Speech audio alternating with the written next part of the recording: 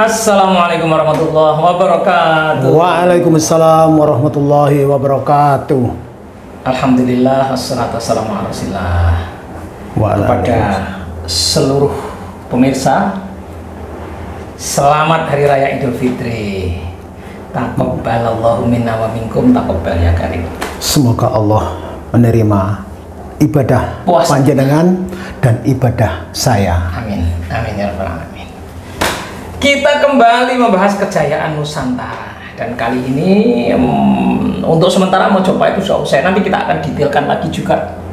Ya, sementara mau coba sudah usai dan kita sudah dimulai membahas Demak ya. Ya, Demak.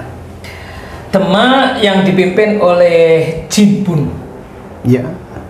Yang terkenal dengan Raden Patah. Dan terakhir posisi video kita adalah Demak nyerang Melaka, ya. Yang waktu itu sudah di bawah kekuasaan Portugis, betul ya? Iya, betul. Diserang, ternyata di sana senjatanya lebih modern karena ada pelontar petirnya. Kalau berdile itu ya, meskipun bedilnya juga kongkangannya masih manual, tetapi masih jauh lebih maju teknologinya daripada senjata yang dimiliki oleh Demak. Alhasil Demak kalah dan Demak balik. Nah, Demak ini juga masih nunggu-nunggu akan ada serangan balik enggak? Biasanya itu kalau habis nyerang terus balik itu mesti ada serangan balik untuk menguasai Genti gitu ya. Nah, bagaimana kelanjutannya? Apakah Portugis akan menyerang balik ke Demak? Silakan Pak Syarif. Ya, baik. Kita lanjutkan, atau sebelumnya kita untuk mempermudah ingat kembali apa yang menjadi penyebab atau yang memicu sampai penguasa Demak menyerang Portugis.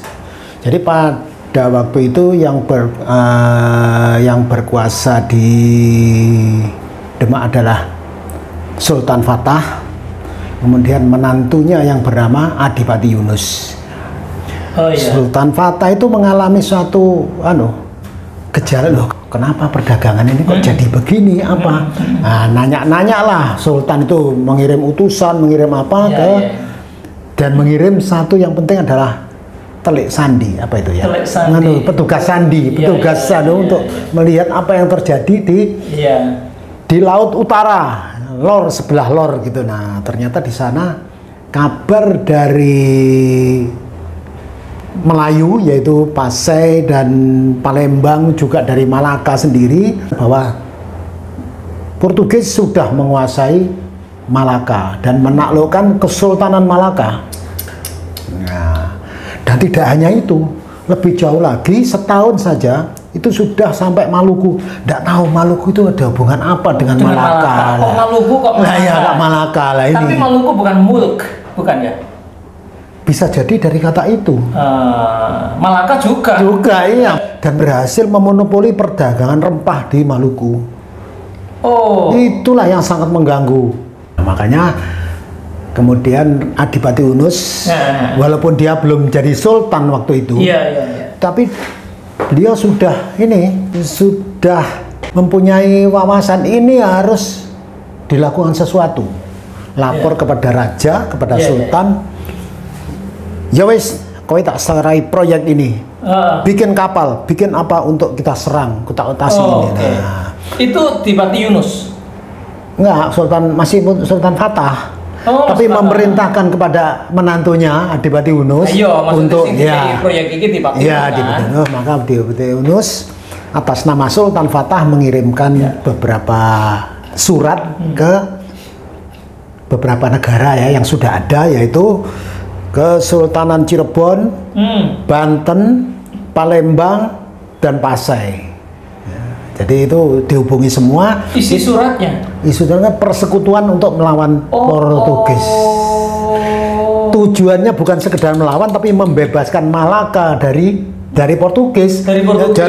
Nah, ketika diserang itu sudah janjian, waktunya sudah ditentukan, berangkatlah bersama-sama. Nanti kita bergabung di Palembang. Nah, itu terus berangkatlah bersama-sama.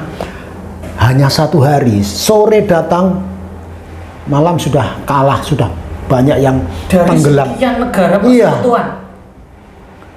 Sudah banyak yang tumbang itu kapal-kapal karena ditembaki pakai meriam. Iya. Sementara kita kalau bedil dilawan panah mungkin masih bisa. Kecepatannya itu masih bisa lah. Tetapi kan kalau meriam kan besar, masa ada panah yang sebesar meriam. Nah, itulah makanya beberapa kapal itu rusak semua, tinggal yang pulang ke Demak saja itu cuma 8. Yang lain ya tidak dihitung karena yang membuat data kan Demak.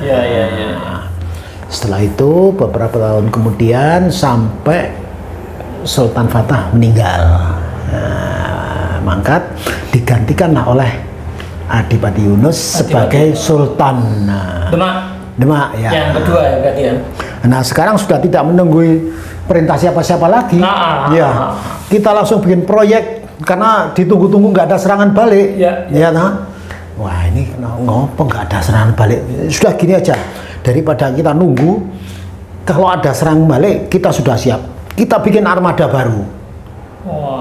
Nah, bikinlah armada baru beberapa akhirnya di total semua sudah diinventarisasi ada 379 kapal. Satu kapal komando besar sekali dari Demak.